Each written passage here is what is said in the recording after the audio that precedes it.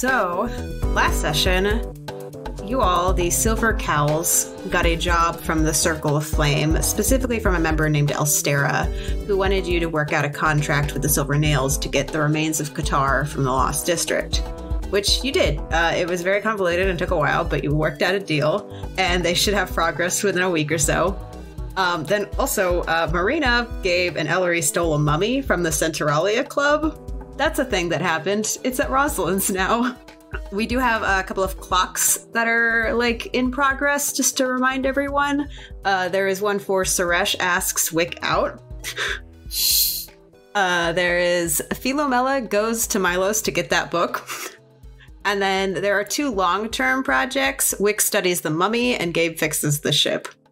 It was just Wick and Milos came. So it was like just the two out of 5 people.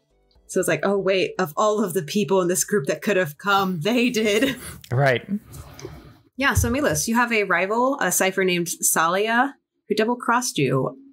What does she look like? Like, what's the story with that before we dive in?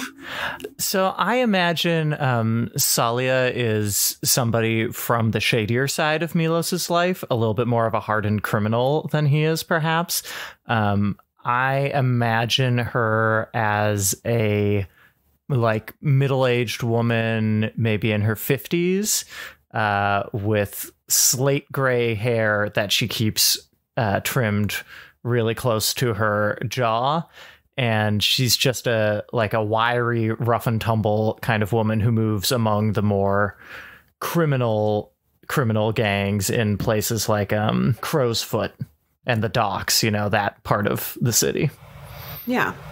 So where is it that she finds you with a message? Because like, if you have this contact, like this, it's gotta be like this. Yeah, I imagine she finds me probably at the Moo Cow. I mean, that's where people would know to look for me.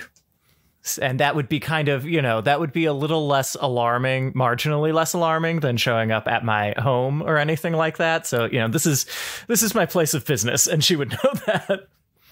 Is everybody else in the crew at the Moo Cow? I think so. Well, at least I think Gabe's there at the moment. Because this is you said there's a time skip, so some time has passed since we stashed the body. Yeah, about a week. Okay.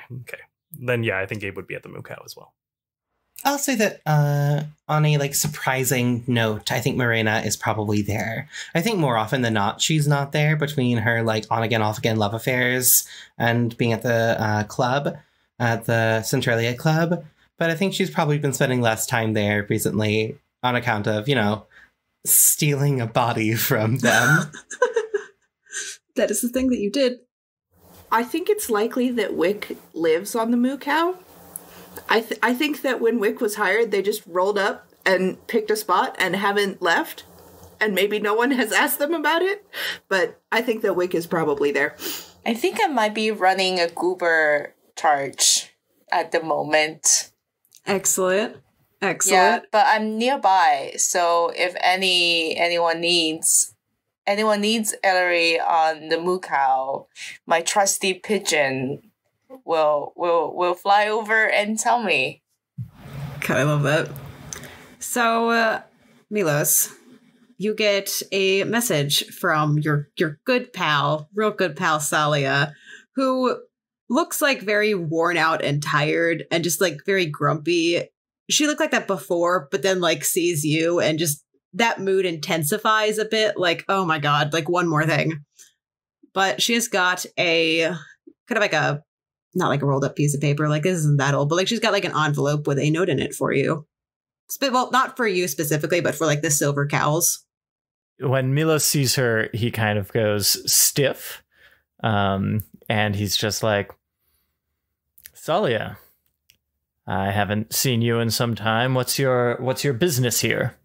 Milos, I have a message. I would like to get this over with as quickly as possible. And she like holds it out and like also with the other hand has another handout for like money. Milos takes the envelope and looks to see, is there a seal or anything? Is there any indication of who sent it?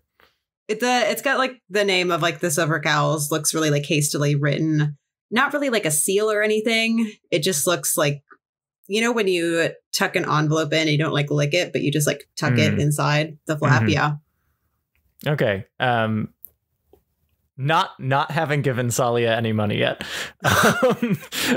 Milos will pop the envelope open and just like pull the message out, standing a few feet away so she can't see, and skim it again just to see if there's any indication who sent the message, because basically I'm trying to see whether Salia's involved in anybody I actually need to respect or not.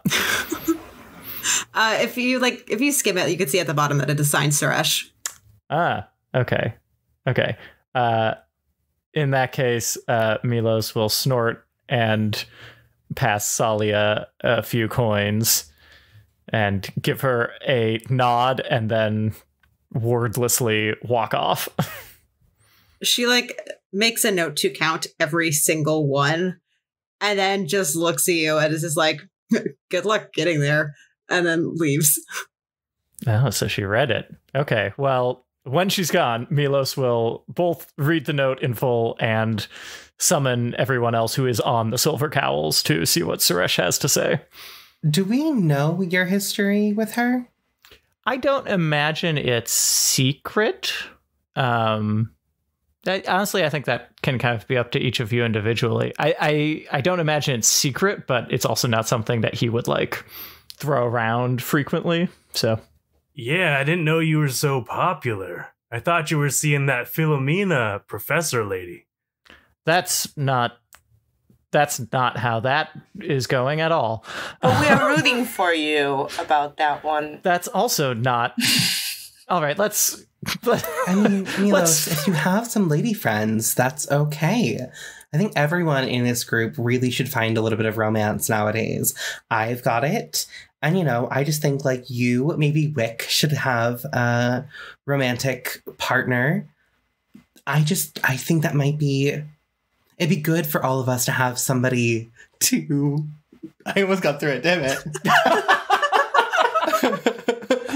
I want you to know that when Mirena says Wick, that Wick is standing nearby and just frowns furiously. Yeah, I was going to say, Milos is sort of like, I think I have all of the requisite romance in my life that I need right now, and this missive is from one of our employers. So if I may, and he will read the note aloud. So, yes, it is from Suresh, who is like the leader of the Silver Nails, who you were all talking to earlier. It like is letting you know that, hey, could you come pick up? They have gotten a artifact, and it's actually kind of urgent. So, like, if you could get there soon, the better. It's drawn quite a bit of supernatural attention, and they're kind of stuck at the Mustang. So, like, the sooner you could get it, the better. The Mustang is their base, right? Yeah, the inn. Why would Salia tell me good luck getting there? That bodes ill. I don't know. You could go ask her and over a cup of tea if you wanted. Just everyone could go for tea with someone. Everyone could do it. It sounds like we don't have time to be dallying with cups of tea. I think we best be off to the Mustang sooner rather than later. Maybe she's worried about your dainty calves. Don't worry, though. I can carry you there. I carry Murmur all the time. So. Milos is just staring, and then he just kind of mutters, "I'll send a pigeon for Ellery," and walks off. So I kind of imagine Ellery got the pigeon and just be like to whoever her current guest is on the Cooper and just be like, get out. Just dump them on the side of the canal. Oh my god, and it's totally like Philomena. Who's like coming back from like the bar, like had been like in the middle of like not quite like crying as much as last time, but just looking like genuinely like really upset, just like I don't know like what I did. Ellery just pulls over in the wrong part of town and is like, out. This poor professor. She's like, what do you mean out? Like, what? Well, Milos should be thanking me, since now she will be very far from all the way from the other side of the town. So she won't be coming for that book anytime soon. There's nothing like laughing at someone else in pain. Before we leave as a group, I would love to like head over in that general direction and like try to get a scope of the situation before we just go over there. And I am the sneakiest of all of us. And I like make a really big show of like going into a like side room and coming out in like stealth clothing, which is not that stealthy. It's still pretty dramatic, but like it's like dark at least. It's not the like bright noble colors that I normally wear. It's like a bedazzled skin suit. It definitely has a tearaway skirt. Like it's like got pants underneath, but like when I'm walking through the streets, I definitely want to look presentable. And then if I need to sneak, I'll just rip it off, fold the skirt neatly, put it somewhere, come back for it later. But what a look. Such a look. But yeah, I just want to like go get an idea of what's going on there and try to figure out some information. Yeah. You going out alone, bringing anyone with you? I'm probably going to go out alone, largely because like our group is a lot of things, but stealthy is not necessarily their strong suit. And I don't know that I would offer. If anyone asks, I probably would let them come, but I'm not going to offer to bring anyone with me. Okay. Elliot, do I need to like stealth prowl roll for that? Or is it just something I can do? Describe how like you're trying to go and like look around. Yeah, I'm definitely going to go like rooftops. Like when I finally get like close enough, like a couple blocks away, I'm going to like sneak up fire escapes or like climb a tree and get up to a rooftop and just sneak as close as I can and get a good look at like what's happening in the surrounding area around the Mustang. Okay, yeah. So that is your goal. So then, yeah, you choose an action rating, which, yeah, prowl does sound like that fits. Cool. That's also my best stat, so I'm happy about that. Okay, since I think you've got some distance, this sounds like controlled and standard effect. Okay. I don't think I'm going to take any extra die. I'm going to save those just for later. Okay, so your highest is a 5. So uncontrolled, you hesitate, withdraw and try a different approach, or else do it with a minor consequence, minor complication occurs, you reduced effect, you suffer lesser harm, or you end up in a risky position. Okay, I have an idea for this. So I think you like get up on these rooftops, like fire escapes. You get up close to the Mustang, and I think there's a moment where like you look at it, and what you see, the Mustang is, I'm kind of picturing it having a bit of like some breath from like other buildings around it, because it's also got some stables, which is where they keep their ghost hunting horses. So there's a bit of a room and like a whole like yard for people to come in with horses. However, this whole building is just surrounded by a mass of bodies. And I think like kind of like seeing that you jerk and not like fall like in a way that hurts, but kind of like end up like having to catch yourself and get down that building, where you are face to face with, I don't know if it's something you have seen before, Mirena. It's a person, but their eyes look a bit like empty. That was great timing. Yes. Like, I don't know that I, as Mirena, would know the word zombie, but is that what we're looking at here? Is this like, for me to picture, is this like zombie-esque? A little bit, like, definitely, it's not as I guess, like grotesque as we typically see zombies. So much of like what I've seen of zombies is like they kind of look a bit green, like lots of like it clearly shows that like they have been killed horrifically. These not so much. They generally look pretty normal, like a bit roughed up and like they haven't been taking care of themselves. But the eyes are just completely empty. I'm just gonna scream. I'm not a fighter. I'm a stealther and a princess. And like, I didn't prep to bring a weapon with me. I probably should have, but didn't. So I'm just gonna like scream and run. Yeah, I think like you do it. There's like it takes a step towards you for a second before it like turns back to the Mustang, where like it's clearly much more interested in that. But yeah, you get a fun fright. Okay. So I learned a little something. Good luck us getting there. However, I'm also not an idiot, though I am flighty and the worst. And if that is drawing that much attention from the artifact, likely the hand, eye, or heart, I'm now very concerned about the body. And I'm now very concerned. I have to find her name because Rosalind. Yeah, I'm now very concerned about Rosalind. So I am not going to go straight back to the moo cow. I'm going to go same kind of situation, like run across rooftops.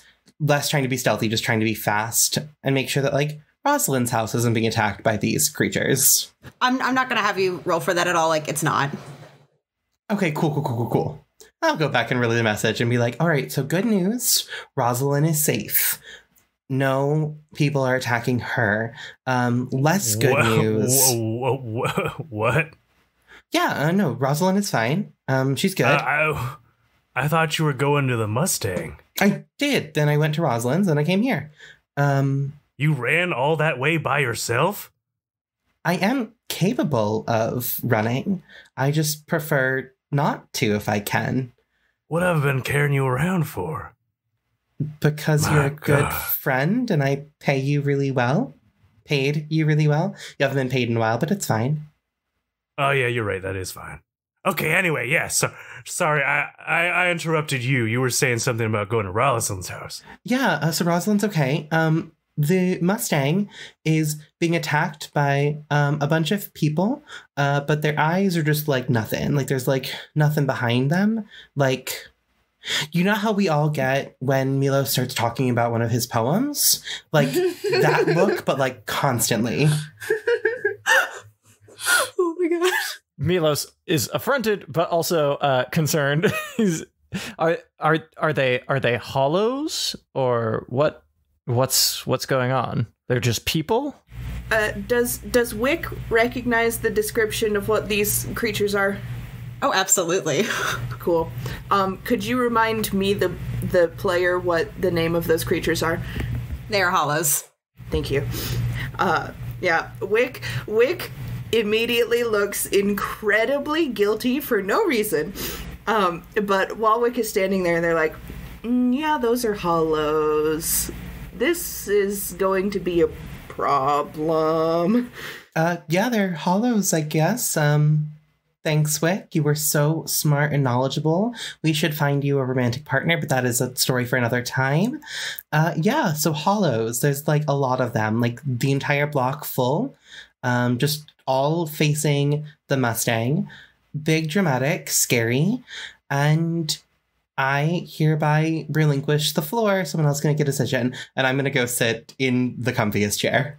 Where are the spirit wardens? Aren't they supposed to put a stop to things like this? Didn't we get them to ignore the silver? We did. Yeah, for a little while. We did. Well, shit. Yeah, it seems rather as though we've dug our own grave, and now we must go lie in it if we wish to continue our business venture. Or, hear me out, we let them die, chalk this up as a failed experiment, and we don't put ourselves in danger where frail, young, innocent women could get hurt.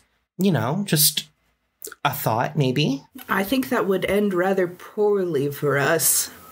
all things considered. If nothing else, our business would absolutely plummet, since that is our one and only dealer for booze. Yeah, if we let one of our clients die and then we stole a mummy from our other clients, it's not going to look good on us, I gotta say. Unfortunately, Your Highness, I think they're right. There has to be a way to figure this out without fighting our way through an army of hollows. If we could get a second ship, we could drive it into the zombies, or the hollows, like you said.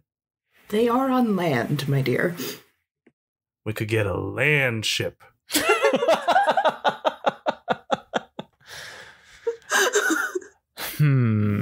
So what else do we know about the hollows? Milos looks expectantly at Wick. Wick ponders for a hot moment. Let me get up the description in the book. It's really not much. Yeah. They're not good. They're not good. It's not a great situation we find ourselves in. I guess I was just wondering, can they be reasoned with? Or / what are their qualities, characteristics, nature? I just want to know things. Yeah, hopes and dreams. What are the hollows' hopes and dreams? They don't have much at all going on behind the eyes. As Mirena pointed out, that the emptiness goes all the way through. They're rather easy to control. I don't know if that is something that we could use to our advantage. Clearly, if they're present, someone else is leading them. My main concern is that they're being led by the very same leader of the faction of Hollows. The name escapes me. First, for everyone, the description from the Book of a Hollow: a living body without a spirit, usually dim-witted and easily controlled. And then the faction, the Horde. Yes, I think that Wick would relay, first and foremost, the concern that they're part of the Horde. The Horde is bad news, and much as I think that we need to deal with this problem, I will be significantly less enthusiastic about it if the Horde is behind this. So, are they sentient? Like, is this an ethics violation? There's some sort of labor law that is definitely not being abided by here? Oh, labor laws are so last century. At the mere mention of the word ethics, Wick is just like slumping further and further into their hood. It's like, goodbye. Yeah. I wonder if we should tell Gabe more about work ethics and labor laws, though.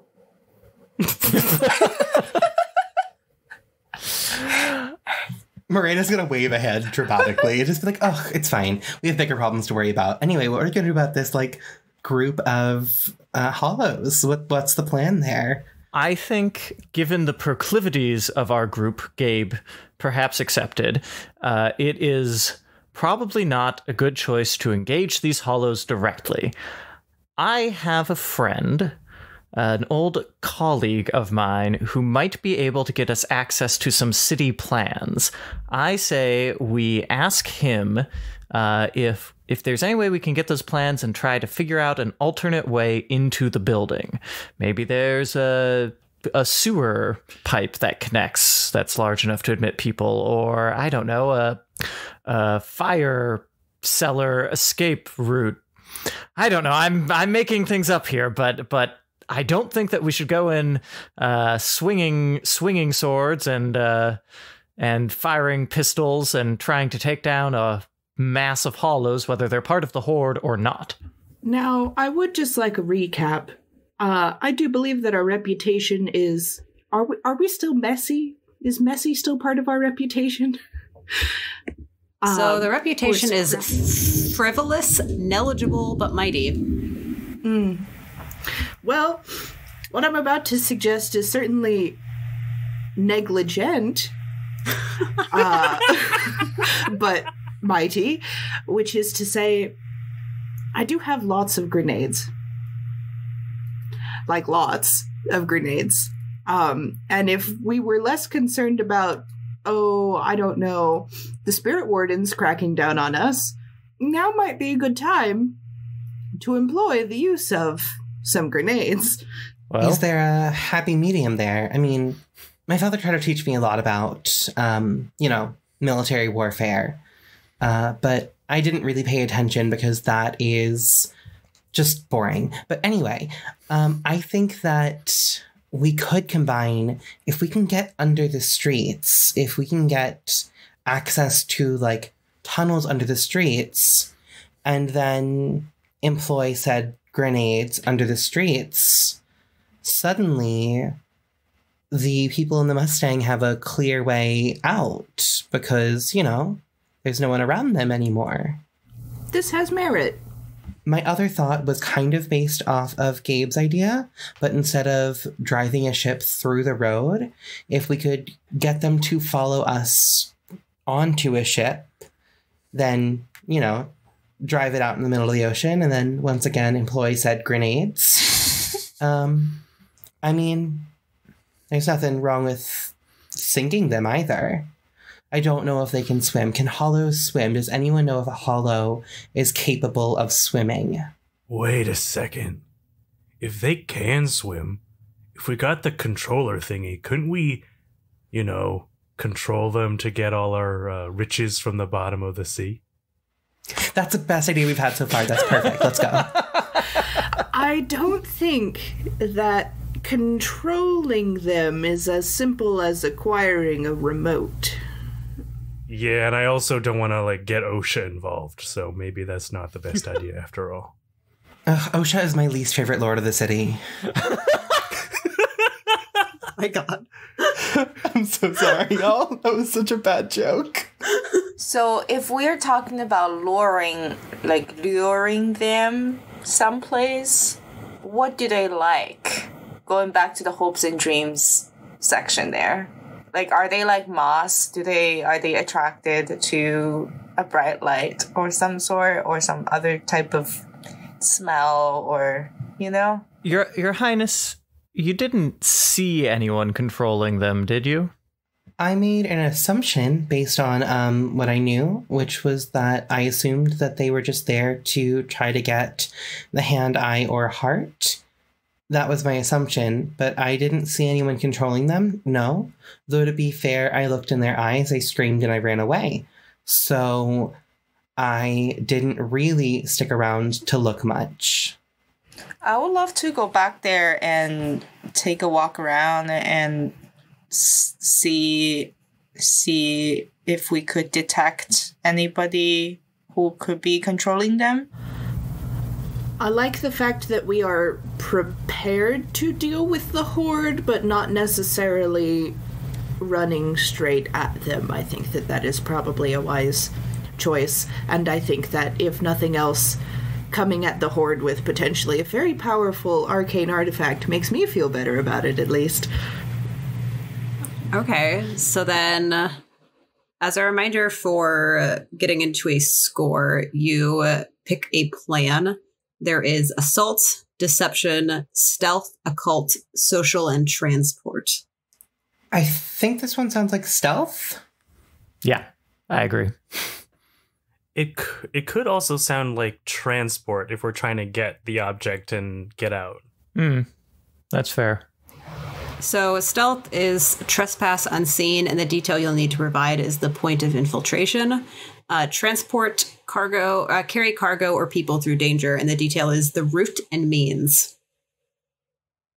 I would probably argue more for stealth then, because we don't really know, once we have the object, what our intended out goal will be. Yeah. And we don't have it yet, which I feel like is what I feel like transport is the kind of thing where it's like somebody has given us a thing and asked us to get it from point A to point B. Yeah. Whereas we to are Mordor, for instance. Exactly. Yes. Somebody has a thing to be taken to Mordor. That's a transport. Yeah. So then for the detail, what is your point of infiltration? How are you planning on getting inside? I think the sewers was an excellent idea. I was going to say, I like the sewers idea personally, if there is a way to make it work. And I'm happy to lean on my buddy Angus to see if I can get any plans of the city out of him. Okay. So then everybody go ahead and pick the load that you are bringing. Which, a reminder, you're not picking like which items, you are just picking like light, medium, heavy. I think for this kind of thing, Milos is going to take a heavy load. I think I'm also going to go heavy. Wick will be as well. Ellery is sticking with the light. What is the advantage of light versus normal? Remind me. So light, you generally like don't stand out as much. You look like a regular person versus like the more of a load you have, the more like you're more armed and you look more like a criminal. Cool. I'm going to go normal then. Yeah. Cool. So did anybody need to like gather any information, do anything before jumping into the score? I would love, since I have Angus, a master architect, as one of my shrewd friends, I would love to see if I can ply him with whiskey and get, if there's a map of the city sewers or anything that the Architects Guild has access to, or something like just any help he can give me. Okay. His old colleague, his good friend. Yeah, where are you taking him out to? I don't think Milos, much like Philomena, this is going to become a theme. I don't think Milos takes Angus out anywhere. Oh God. Dexter just wrote, I sense another clock coming, so now I'm terrified. No, I don't think Milos takes him out anywhere. I think Milos arrives at Angus's office because we were formerly colleagues at the university with like with a bottle of whiskey or something that he knows Angus likes, and is just like, Angus, my old friend, how are you? How have you been lately? Oh, Milos, I've been doing all right. How about you? I'm well. I see you have a treat. I do. I remembered how much you like I don't remember the details of this world well enough to improvise a fake place this whiskey is from. I remember that you like... God, I don't even... my mind is such a sieve lately. I don't even remember what like year system we are. I remember that you like this brand of whiskey. And I happened to find this bottle, and I was meaning to come visit you anyway. So I thought I would bring it along, and we could have a little tipple and chat about old times, and also, and he's like pouring glasses. Milos knows where Angus keeps them in his office. He's like pouring glasses, and he says, and also, I've been assisting a postdoctoral candidate on some history research lately, and she's been looking into the history of Duskvol's construction. It's a real top to bottom thing, not only the grand palaces of White Crown and that kind of thing, but also, nuts and bolts of the city, real good, honest labor stuff, like the sewers. She's working on the sewers right now. I was wondering, is there anywhere... Does the guild have, or does anyone in the city have plans of the city sewers? It's really beyond my area of expertise, I think let's give this a roll. I'll see what this answer is. So like your goal is to try to get a map of the sewers? Yeah, I think so, if possible. So which action are you going for? I think it's going to be my specialty, consort. Yeah. Okay, so I think this is controlled and standard. And do you want any bonus die? I think no, not yet. We'll save them. Okay, 4 and 3. Okay, so you have an idea. Yeah, so he's nodding as you're talking. He's just like, oh, that's good. So many people are all way too focused on the grandeur and all of the rich, grand architecture. But like, there is some quality. There is good study in the nuts and bolts and just the common folk. And, you know, I know most people aren't super interested in the sewers for, I think, valid reasons. But yeah, I've definitely got something around here. And he starts like pulling open drawers, like going through stuff in his desk. And at that moment, there is a knock at the door. Oh, fuck.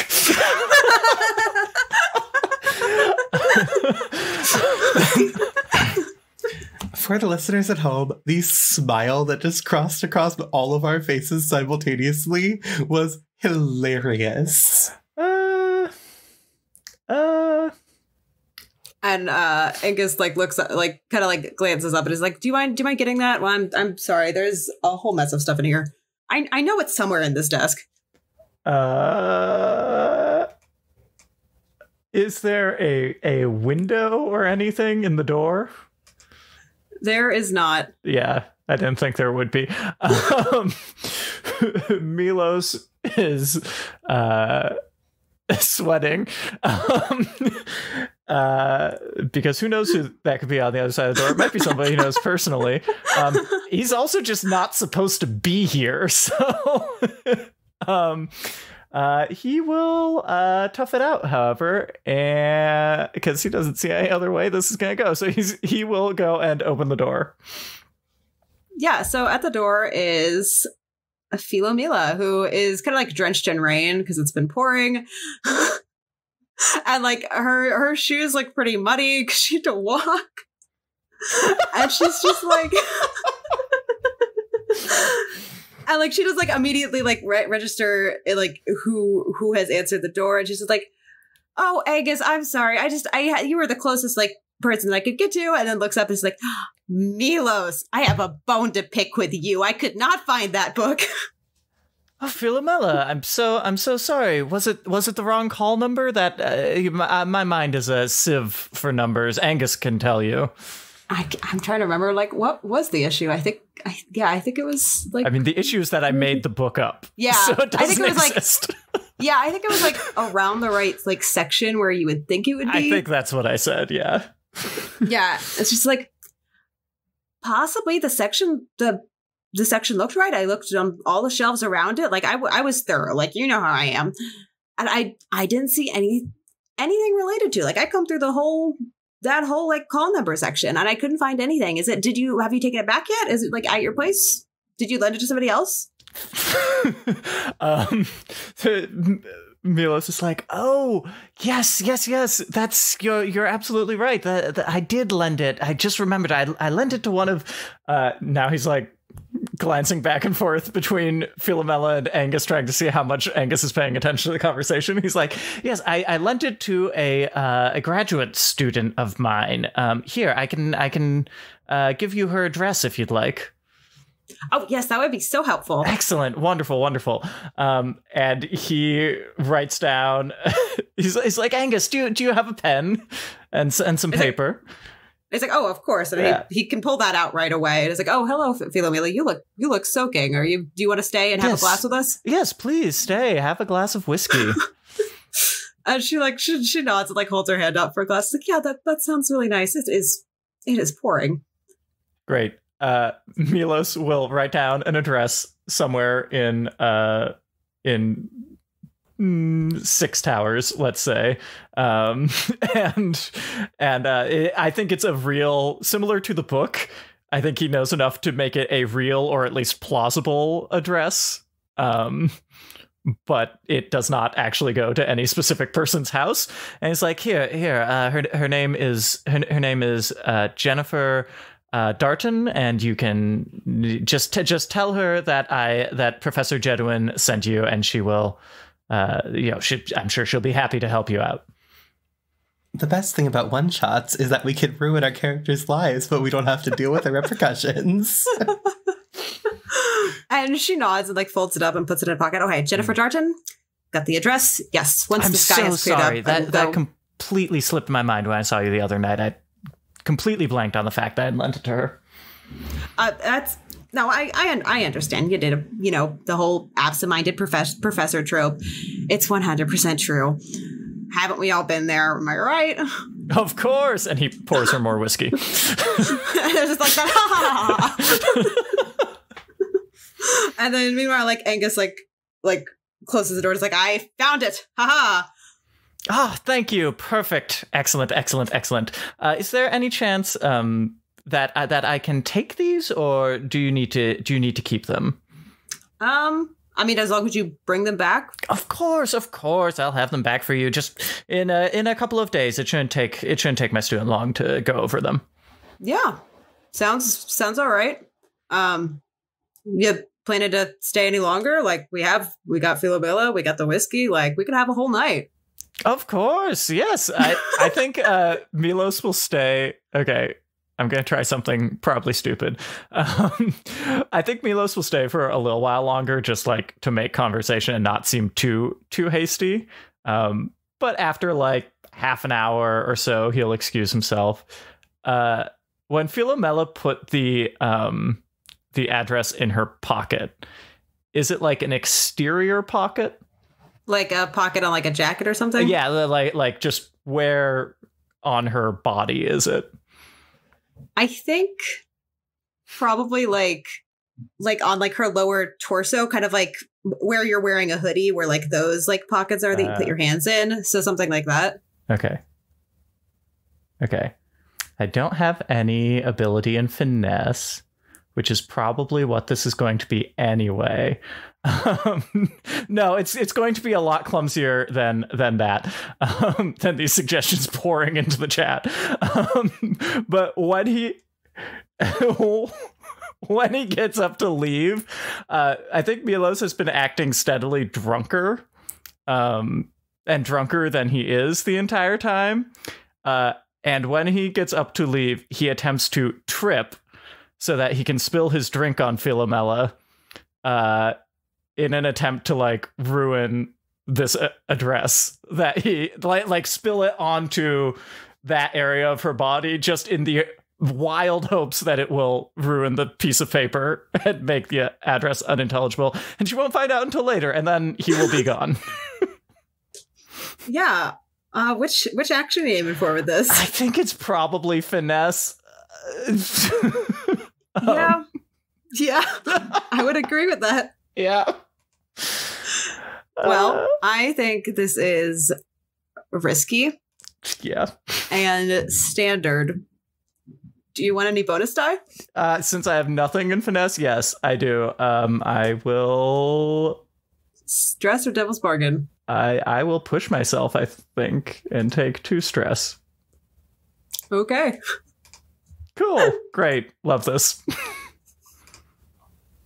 Oh. Fuck. For the audience, that was a 2. Okay. Things go badly. You suffer harm. A complication occurs. You end up in a desperate position. You lose the guy. No, I know exactly what happens. So I think, yeah, you get the shirt, like, absolutely. Like, this jacket is just ruined.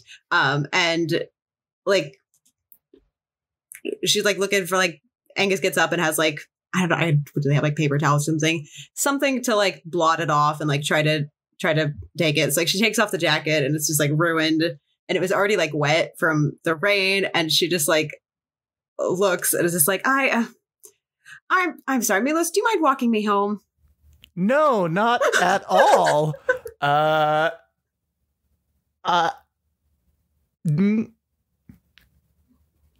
No. Or maybe we could stop by, what was her name?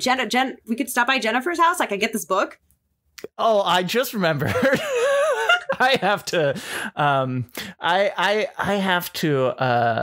I actually am meeting with a different student in just 15 minutes, so I need to be on the other side of town. But if I call her a goober, I'll take care of it.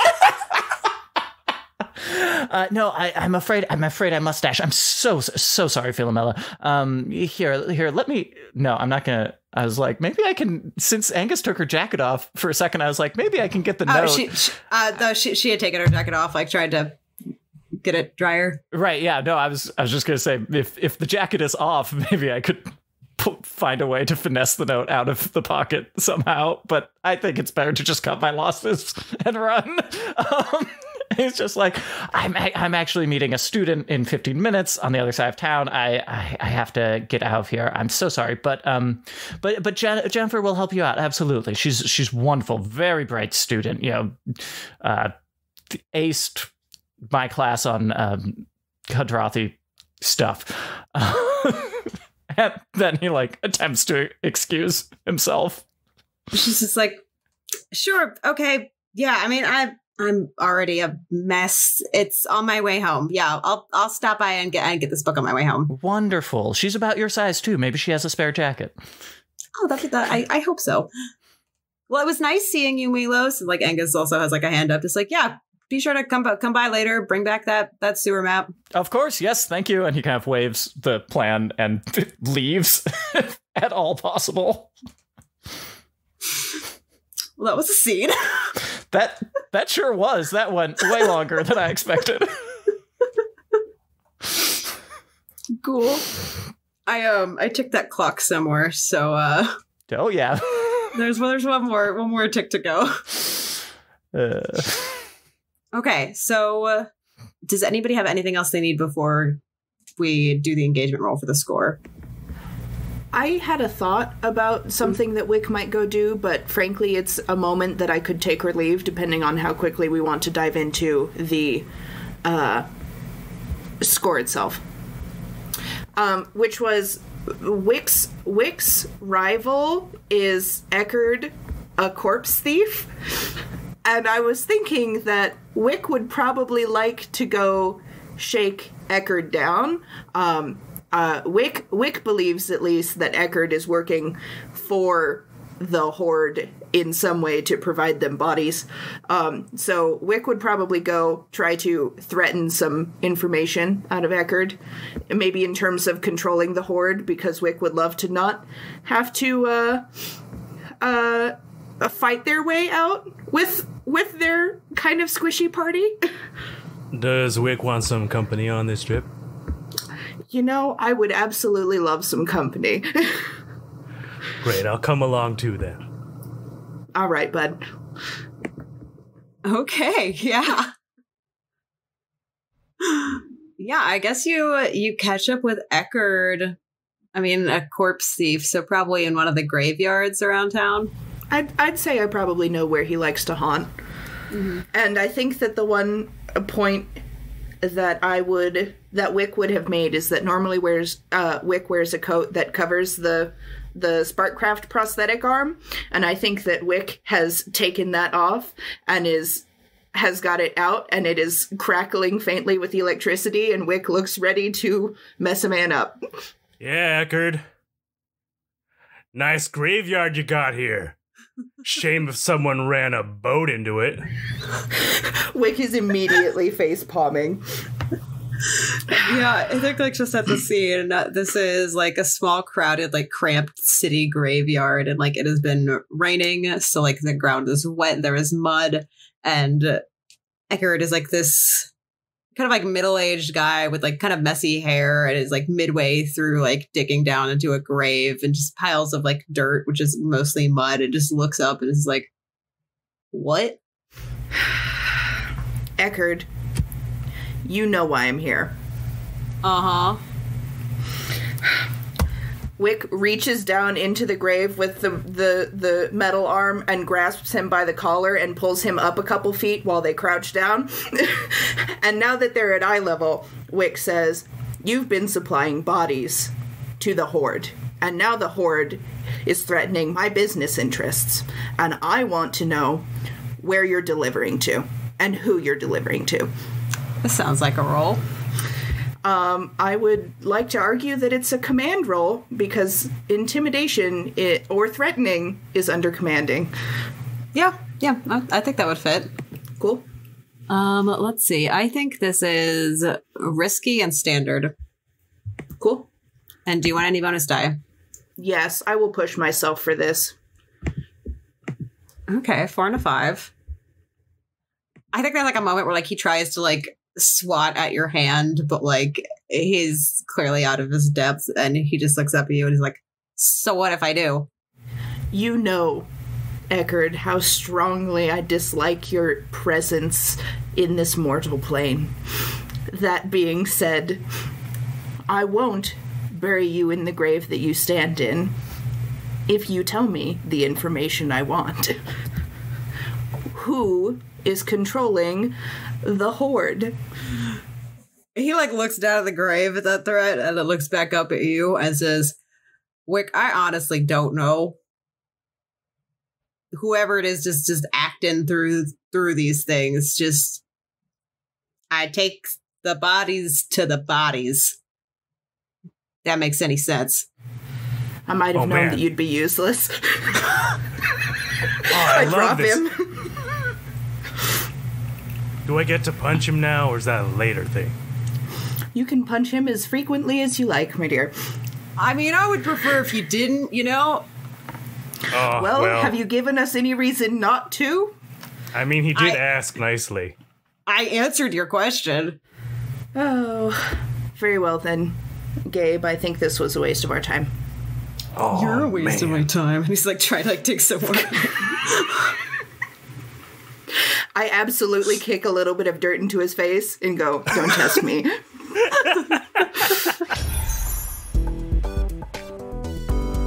Dungeons & Drama Nerds is produced by Todd Backus, Percival Hornak, and Nicholas Orvis, and it's mixed and edited by Anthony Sertel Dean.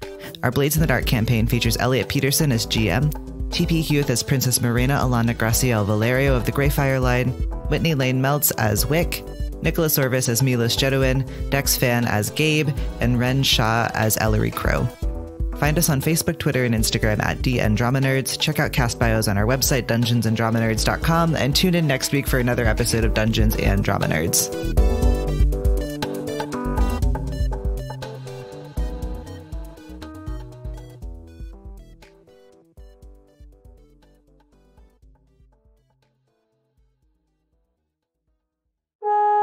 Our city is much like yours. Skyscrapers reaching towards the clouds, trains roaring on subway tracks, people bustling through their lives. But there is one major difference. I think I'm just gonna run at him. 10, 12 tendrils of flame just burst out of my chest at the guy. I figured we already established I don't care if you're a hero. I'm not even really sure if I'm a hero. Claire punches him in the face. But I need you to be heroes in your own right. Moon Harbor is an epicenter of powered individuals. From villains to heroes to everything in between, these super beings strive to shape the world for better or for worse. And often caught in the crossfire are the teenagers and young adults who try to balance their heroic identities with their mundane lives. This is supposed to be fun. We will gab, we will share some secrets, but no pressure. Yeah, I'm totally kissing him. And this panel absolutely needs to be sparks flying everywhere. Make it cheesy. These are the stories of the young heroes of our city. From flights over busy streets to the farthest reaches of space, Moon Harbor Heroes and our spin-off line, Moon Harbor Extended, are Masks, a New Generation actual play podcasts that explore the intersection of responsibility to the world versus responsibility to oneself. Find us wherever you listen to podcasts or on Twitter at Moon Harbor Cast.